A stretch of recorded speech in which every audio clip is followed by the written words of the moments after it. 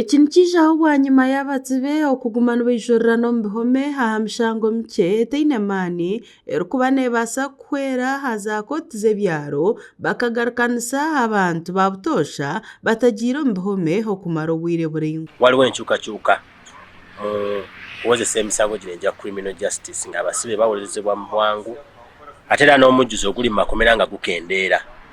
So olwaleero tulina olukiiko nga luno lugoberera lwe twalinayo mu mwezi ogwokutaano.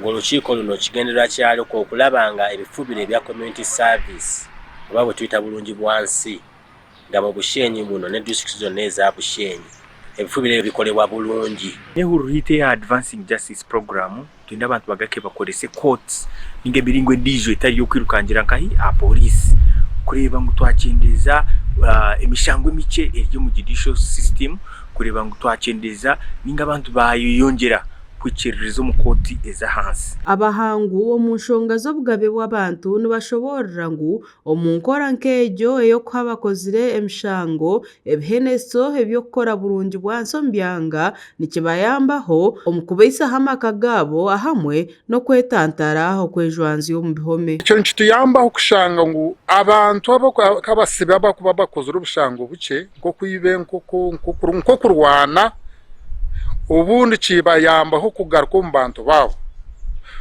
kandi kibayambaho kukira kujwangana n'ab'emishango emihango ayisira omuntu ateegyera abamotoka n'embundu hati obundi omuntu w'ekitookye wamutwara akasosietinga n'abantu nk'abo ubundi akiza kurugayo arugayo ari hardcore wa criminal.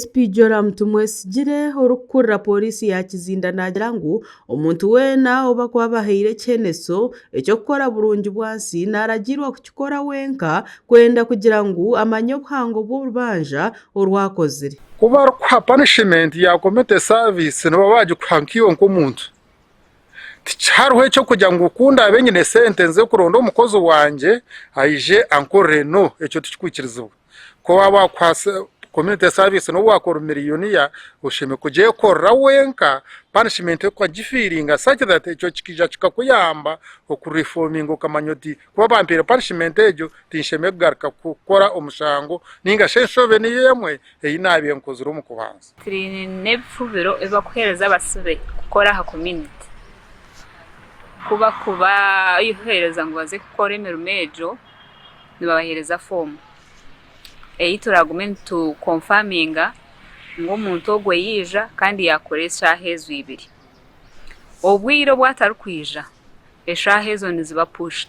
Aba bagira kushobora mwabizuwe basingireyo kubugana omuhururegi eyo burungi bwansi erikuba nekorwa abatsibo omu byanga. Community teka egisibwe munonga community service nicyo rukurebera omuntu kuba kumutwara omukoti bamuha community service hati community yekireba kubi na munonga ba complainants noho tushangire nkitwe nka police kuba kumuha community service yagaruka mu cyaro complainant amureba kubi okimanya afayisha najya ngu abe namutina tins ayine kigenderwa cyo kugira ngo police kamugarurayo aguma mu cyombi. Bantabo mbyara kuba kumanya ngo umuntu ogwe ari ya facility bono bateka ngo bundi afunura omurumo hati na norukuba muhababire ahura yaba disgrateful ahura kitamukora yanamango omuntu we no kumara emyezi nkamukaga mu kihome aza kumureba amureba hirwaro.